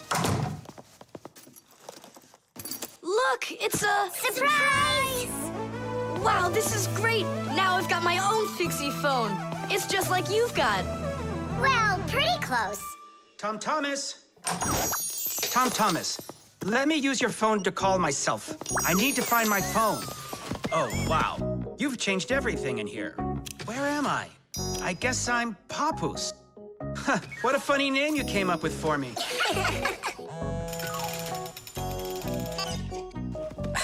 Nolik, just stop. I don't have time for your fooling around. What? Who is that? That's, not Nolik. Who is this? Do you know who I just called? Does anyone know who this phone belongs to out here? Oh, your mother found it. I'm coming. We'll fix those numbers later. Ugh, Papus is gonna really give it to us. Give me your phone, Tom Thomas, and I'll delete all the Fixie's numbers from it. But how can I call you up then? Why would you have to call us? We're always close by. Reflexes. Add this to that. Now what do you get? Ah, 3. Don't you remember? Bark, bark, bark. All you have to do is bark 3 times. That's too hard a trick for Chusaka. Maybe you could teach her to jump through a hoop. I already tried. She just sits there. Come on, Chusaka, give it a try. Try showing her this sugar. Chusaka. Alley-oop. Come on, jump. See you, Tom Thomas. It's time for us to go to school. See you later, animal tamer. Great job, Chusaka. Our lesson for today is on the subject of reflexes. I'll write it here for you. What's the lesson? Someone's late again. Ah, colleague, my glasses are gone. Are they here? They're right there on your forehead. Ooh, how about that? Forgive me for interrupting. Let's continue our class. And so... Thanks so much. So So you turned into screws again. Does anyone know why that is? Because we have to hide ourselves from humans. But you don't have to hide yourself from Professor Eugenius. But we didn't know it was him at the door. Right you are. You had already transformed before you had time to think. And that's what we call a reflex. To explain it in simple words, a reflex is when our body reacts to something automatically without needing any time at all to think about it. When we touch something very hot, we instantly jerk our hand back. When we're about to fall, we swing our arms and legs to try to keep our balance. Just imagine what would happen if we started thinking how and in which direction to move them. So it's fair to say that our reflexes help to protect us.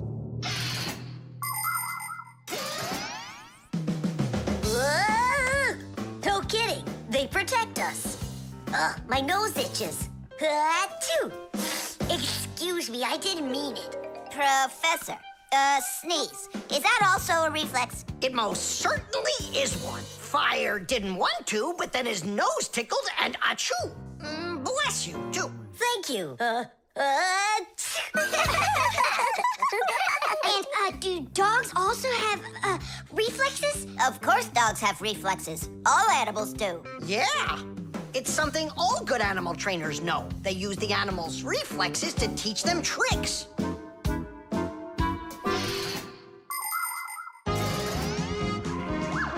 Many humans teach their pets lots of commands, like to bring a ball, to count, or even to dance. But to train a pet, you gotta know what to do. A good animal trainer always has plenty of treats handy. As soon as an animal follows a command correctly, like standing on its hind legs or jumping over a hurdle, the animal gets a treat. And then the trainer makes a unique signal right away, like clicking his fingers or blowing a whistle. After repeating this training over and over, the animal develops a reflex. Once it gets the signal, it carries out the command and then gets a treat. But the most important thing about animal training is to love your trainee and never hurt it. Otherwise, no treat will work. Tom Thomas, we just learned in Fixie school how you can train Chusaka. Yeah? With the help of reflexes. With what? Where's Chusaka? Call her. Chusaka, come here. Give her a math problem. A nice simple one. Add this to that. Now what do you get?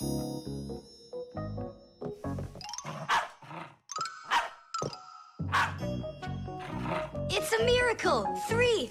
You got it! No, it's not a miracle. Science is what it is. You know how Chusaka barks whenever she sees a Fixie around. That's what we call a reflex, you know. I understand. And do you know how I can teach her jumping? Well, we didn't figure that out yet. Wait a sec. I know how. Chasing Fixies. Isn't that one of Chusaka's reflexes? Probably, although... That's great. So let's go and train the dog. Nothing's ever too much for a good friend. Chusaka.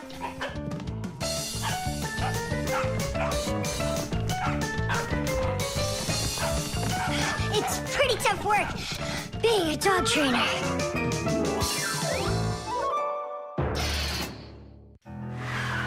The airbag. We're gonna be late. We'll make it.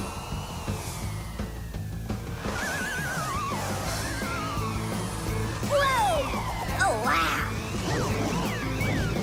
Hey, slow down there.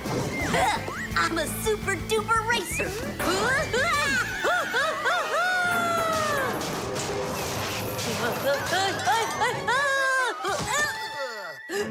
Well, Fire. Again, risking your life. And super racers like me can always count on luck. You know, Fire, counting on good luck is stupid. It would be better if you would keep your mind on safety. Actually, today, Professor Eugenius has something really special to show us. He's going to be testing an airbag. What's that? Ditch it. Explain it. Everybody riding in a car has to wear their seatbelt, because if the car has to stop quickly, the belt will hold the person back. But there are times when even seatbelts don't give enough protection. Like when a fast-moving car crashes into something. When that happens, the driver and passengers can be protected by an airbag. You can't see them when they're folded up because they're hidden. But if the car is in a crash, the airbags blow up very quickly. And the person bumps into the bag instead of banging into the steering wheel or flying through the windshield.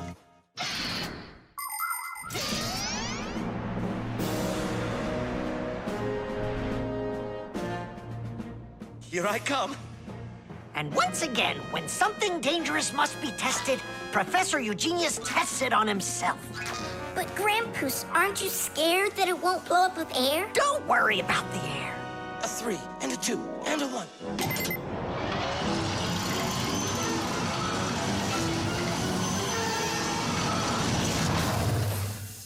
The airbag filled up in an instant. Did you notice? Yeah, but how does it do it? There is a chemical inside of there that quickly burns and instantly turns into a gas the moment the crash takes place. The gas fills the airbag, and there you go. Did I explain that right, Professor?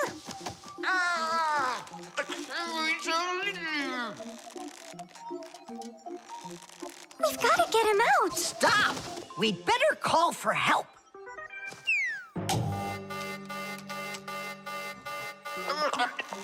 Professor, do you need some help?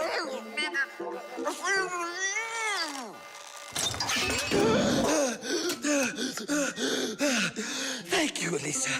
Sorry to take you from your work. You're free to go. Professor, how did you manage to press the button from way over there? I managed to hit it on the fly. You are just astounding.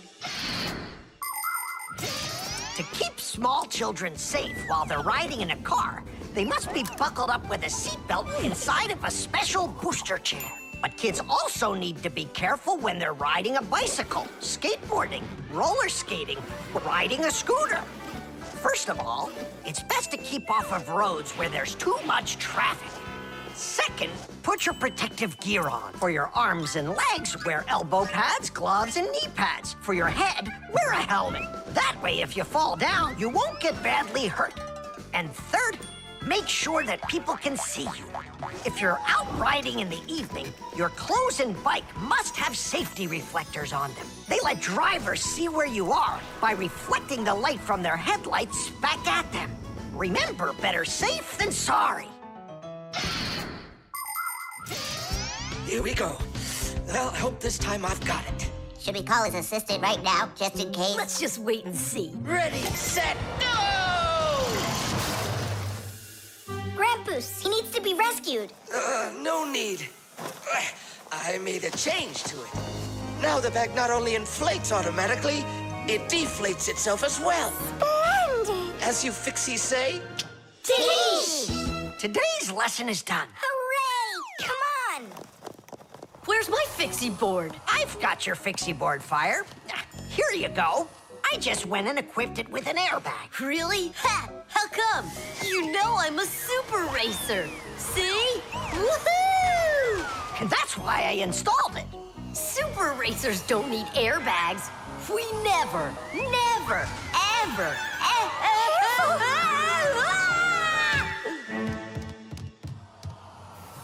Oh, wow! Is that airbag cool or what? It's a very original design you used there.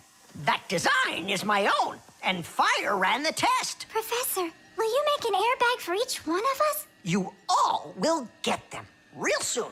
But even so... Caution and care make accidents rare. The suction cup.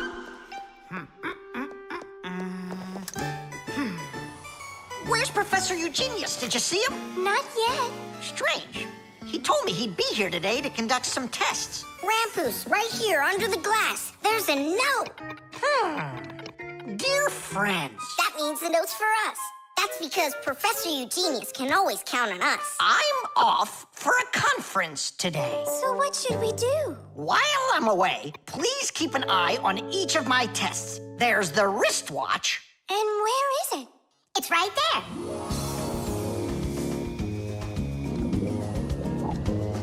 Look! How come the watch is in the water? So the fish can know what time it is? Nolik, don't be silly. This is the test he made for the watch. You see? It says water resistant right there on the back. That means that water shouldn't get inside of it. I see. So the professor needs to check if it will work underwater. Understand? Yep, I got it. The watch is working. So now, the doorbell test. We'll go look. It's over there.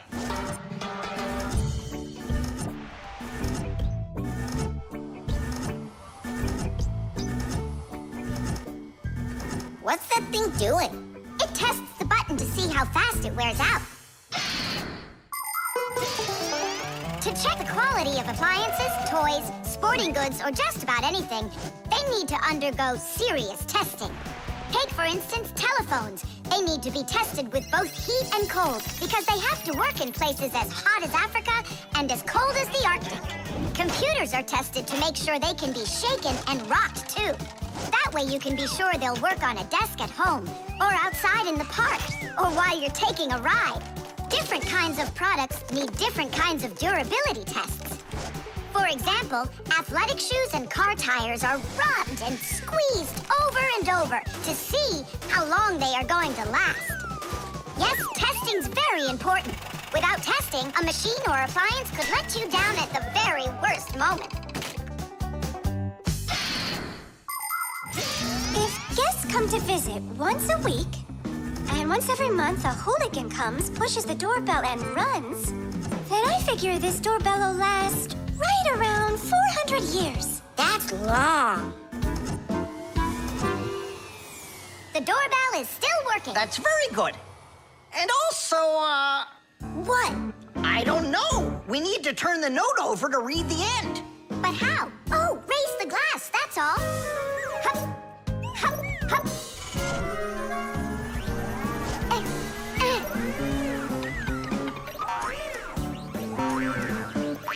I can't get a hold of it. We should find a suction cup. A suction cup? Suction cups are made out of rubber or other elastic materials. When a suction cup is pressed against a smooth surface, the air inside is squeezed out. The air outside wants to get back in, and so it pushes down on the cup. The rubber edge of the cup won't let the air leak in, so the outside air keeps pressing down, and the cup keeps on sticking. And that's how a suction cup sticks to a surface by using the power of air. Wait a minute. I know where there's a really big suction cup that we could use.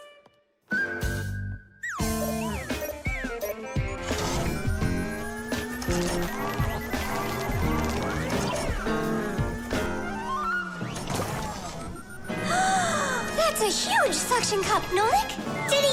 Stiddy. Well done, Nolik. Only we need to hurry before air gets under this suction cup and it unsticks. My suction cup will never unstick.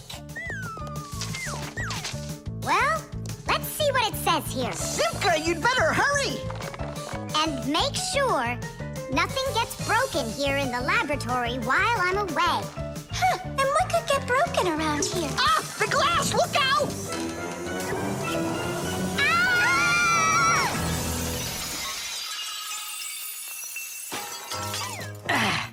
Yeah, so much for that.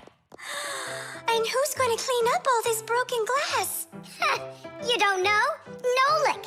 He told us to use that suction cup. No, Simka. She was reading way too slow. Listen, there's no need to fight. I came up with the idea of the suction cup.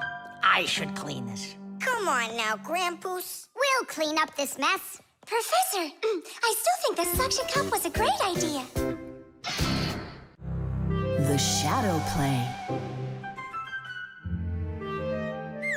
Oh, hi there, Tom Thomas. What are you doing here? I dropped a paper clip. Give me some light.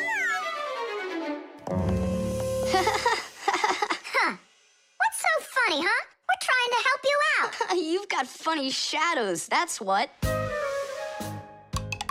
Hey, check this out. It's an eagle. And Simka is a goose. She looks more like a moose. I do, huh? All right, and take that. You're like real actors performing in a show.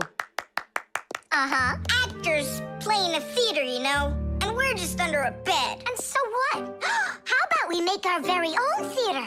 A theater with shadows. Class! Tom Thomas, we need a piece of paper, a huge sheet. It's really quite easy to make your own shadow theater. You can make the screen out of a white sheet or a big piece of paper. Next, make sure the room is dark and shine a desk lamp at the screen. Now, to make the shadows, just put yourself or a cardboard cutout between the lamp and the screen. Your shadow or the shadow of your puppets will come to life. But make sure that the audience sits on the other side of the screen. The play will be much more magical for them from that side. Tom Thomas, light. Oh, wow, Simka, you look totally like the real Red Riding Hood. Hello, dear granddaughter. Hello, dear grandmother. Grandmother, what very big eyes you've got. The better to see you with, my dear. Nolik, come on, we're rehearsing. The wolf's voice is funny. Grandmother, I never noticed what very big teeth you've got. They're so much better to eat you with, my dear. Yum, yum, yum, yum. Let them out, wolf. Or I'll get them out, myself. Ha ha, you'll stop me with that little stick? Hey, that's not in the fairy tale. But in the fairy tale, it's a normal hunter. And what do you think I am? Look for yourself. You're way too small to be the hunter. Fine, then go to your play without me. Well, I guess I'll have to make the hunter out of paper then. That's all. Take a break. I'm really thirsty. She was so salty, that grandma. Nolik, don't be upset. The wolf is huge and I'm so little. Then let's make you bigger. You see? Now you're bigger. Yeah, you're right. And if we go back here, then I'm even bigger. Now you know. If you go back here near the lamp, your shadow will get bigger on the screen. Class! There are just so many different kinds of theaters in the world. In the dramatic theater, the actors speak the lines of the playwright. At the opera, the actors don't speak their lines. They sing them, accompanied by an orchestra. And here at the ballet, the performers don't speak or sing their parts. Here, the story is told with dance. There are also theaters where the performers are animals. In an animal theater, you can watch performances by cats and dogs, or goats and pigeons, or even bears and seals. There are also theaters where the stories are told by puppets. To tell the truth, the puppets are brought to life with the help of people. Yes, there are so many different kinds of theater. My favorite is the shadow theater. I think it's the most beautiful and mysterious theater of them all. Hello, dear grandmother. Grandmother, what very big eyes you've got. The better to see you with, my dear. And grandmother, what great big sharp teeth you've got. Oh, the better to eat you up with, my dear. Ooh, just wait. Aha, wolf, I've got you. The hunter looks so strong. You're a hunter? Then where's your gun? Why do I need a gun? You're so tiny I could use a fly swatter. But I'd rather do it like this. Like what? With my bare hands. Way to go!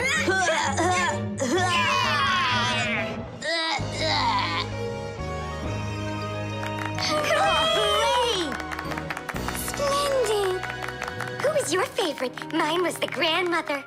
Well, I think Red Riding Hood was the best. For me, the hunter.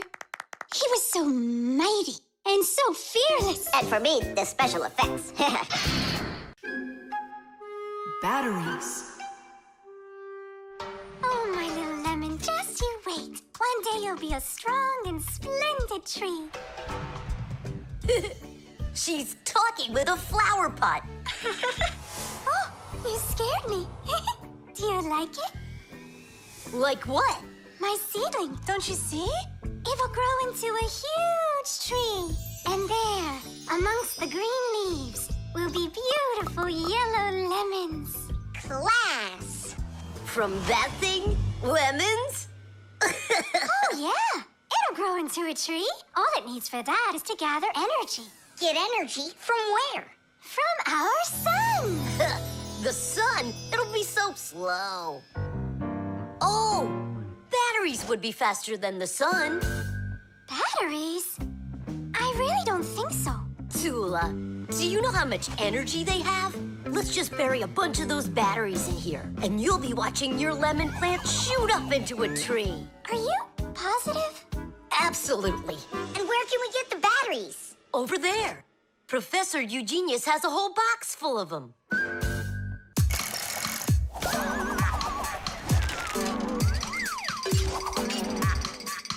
Batteries, batteries. We use them every day and need them by the ton. Batteries, batteries. They give power to appliances so they can run.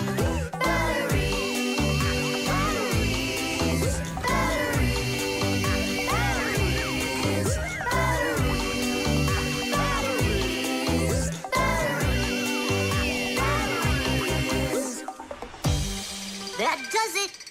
We'll be seeing the first lemons before the week's over. The first battery in the world was made in Italy more than 200 years ago. When two different kinds of metal were placed in salty water, electricity started flowing through a wire from one piece of metal to the other. Many years have passed since then, but batteries still work in pretty much the same way. Today, you can find batteries being used for electricity just about everywhere. Tiny batteries are used inside of wristwatches, while big batteries can power cars and even ships. With new batteries being produced by the millions, we have to think, how should we get rid of the old ones? You can't just throw away batteries because they'll poison our soil and water. The best way to dispose of batteries is to take them to a special collection station that sends them to factories for recycling. Yes, it's a terrible idea to bury batteries. You can kill any plants that are growing there. And this is the very reason why Professor Eugenius puts all of his used batteries in that box over there, so he can dispose of them properly. Hey, where are they? Oh, my seedling! We harmed you! What? Where are the batteries? They're in the flower pot. How come? So the lemons would grow faster. From the batteries? Who came up with that idea? It will die! Hurry! We gotta go save it! The soil's contaminated. We've got to find a new home for the seedling. But where? Over there. There's a pot with healthy soil. Let's do it! Batteries, batteries. They come in different sizes, shapes, and colors too. Batteries, batteries. Could be yellow, might be green, or maybe red and blue. Batteries, batteries, batteries, batteries, batteries,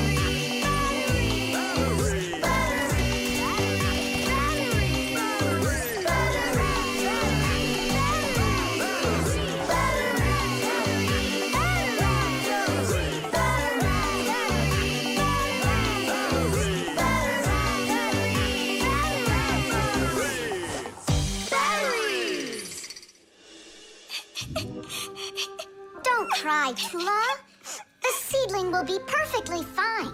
It will grow big and strong with branches full of beautiful lemons and oranges. And watermelons. It's a lemon tree, Fire. Will you ever stop going too far, like with the batteries? Well, anyhow, batteries are cool, right? Look how many appliances can't work without them. You're right. Appliances can't work. Look, the seedling's coming back to life. It really is. Tula, tell us, isn't it splendid? Splendid. The Keycard. Whoopa! Well, Professor Eugenius, your kennel's back in action. Tiddy! Oh, why, thank you. I've been longing for a cup of tea. Yes. There's no tea left in here. Then I'll go ask Lisa if she has some. Look! Professor Eugenius! You forgot the key! The key! Don't close the door! Simka, you must be joking. That's a key. This is nothing but a plastic card. But it is a key. A special kind. It's called a Keycard. To open up a combination lock, you need to enter a code in the correct order. That means if you can't remember the code, you can't open the lock. But if the lock uses a keycard, there isn't any code to memorize because the code is held inside the card's memory, and the lock can read the code from the card. Of course, keycards don't work with any lock. They have to be smart locks that are able to read electronic codes. When the smart lock reads the correct code, it opens right up.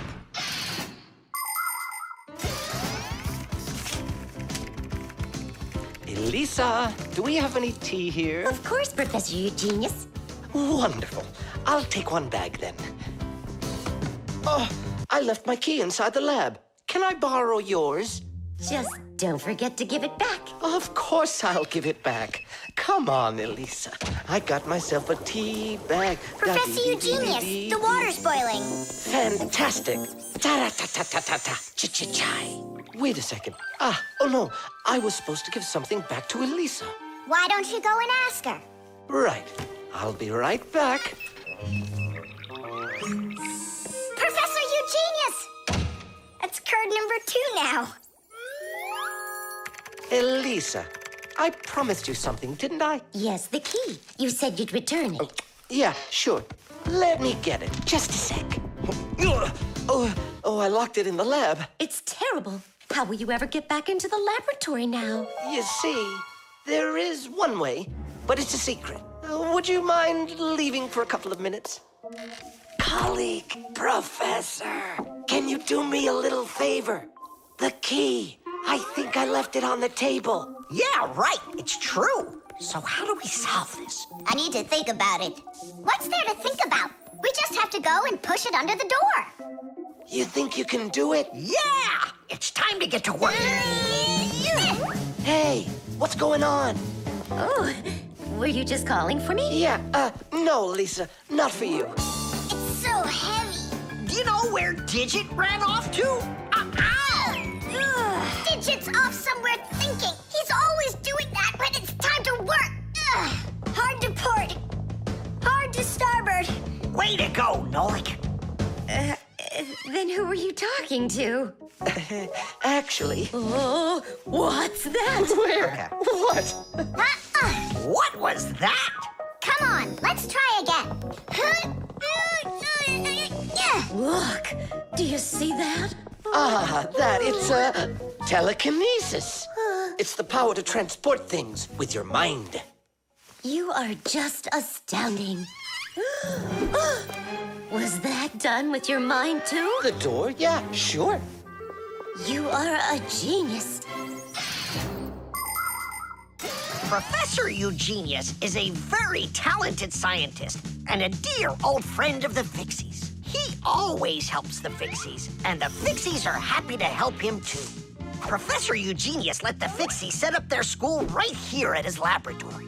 It's hard to imagine a better place for a Fixie school. People from all over the city bring all sorts of things to the laboratory to be tested, from computers, phones, and furniture to food and toys. Professor Eugenius uses his expertise to check the quality of all these different things. To help him carry out his experiment, his laboratory is filled with a variety of tools and machines. Yes, Professor Eugenius is a very smart man, but he can be absent-minded. Lucky for him, he's got us Fixies around. Thanks for everything. Sliding the keycard under the door? That was Simka's awesome idea. But the door opened wide while the card was still on the floor. That's strange. There's nothing strange about it. I'm the one who opened it. How? I climbed in the lock, that's all. Figured out how it worked, and Tadish. Very clever. That's a real Tadish. I guess that thinking before you go and fix something ought to be what we all study next. The Draftsman.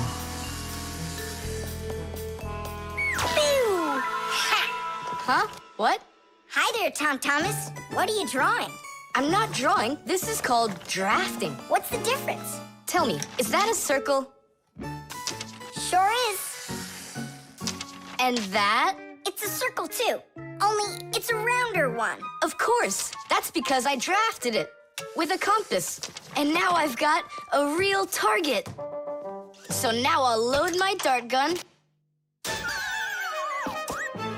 Whoa! Why'd you shoot that thing at me? It was the gun. I didn't even pull the trigger. What? Did it break? Let's open it up and see. There. This little part broke. Let me go find Papus. He can help you. He can make another one. A brand new one. Wait, I can draft a technical drawing. Will Papus understand how to read one of those? Are you kidding? Papus is an expert at everything.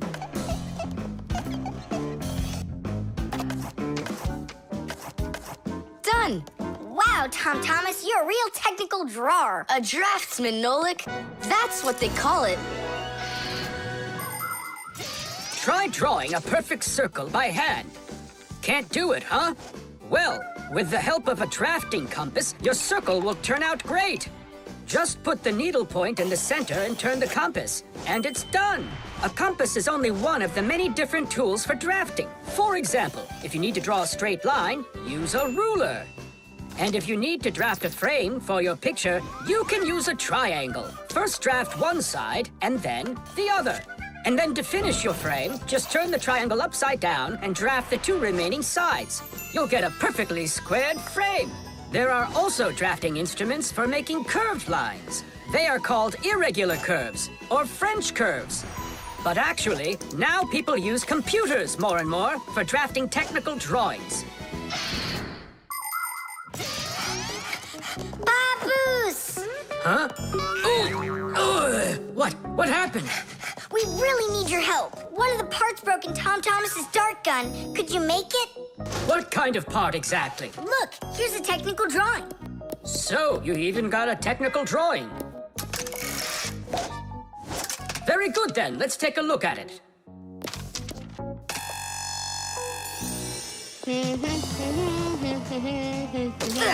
Here you go. Super. Let's see.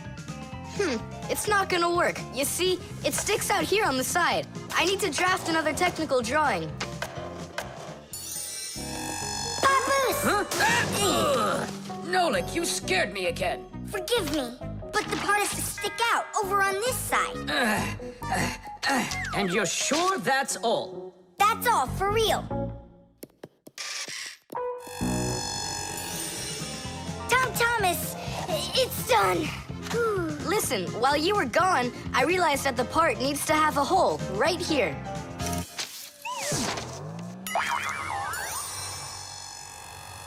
Papus? Again? Sorry about this, but there's a hole in this thing, too. A technical drawing is a special kind of drawing. It has to precisely describe the thing that needs to be made. To do that, the drawing must be very accurately drafted and include all of the measurements. And that's not all. If the object is complex, it must be drafted from at least 3 sides, including the front, the side, and the top. You see? The object looks different from every side. So if you don't want to work over and over again, learn to draft correctly.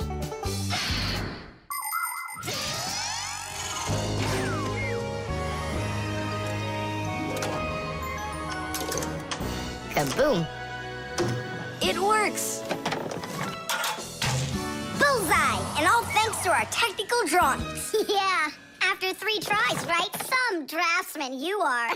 Now I can draft all sorts of technical drawings. Even one of you if you'd like. No, don't bother. Hey! Great. That tickles. Now do me a favor and turn. Hey, what are you doing there? Just stop. What's going on? Now I think I got it. It's done. And what's that circle for, huh? That's the top view. You know what, Simka? That's what you really look like from up here. Nolik, take this over to Papus. He can use it to make another Simka. No thanks, Tom Thomas. For me, one Simka's enough.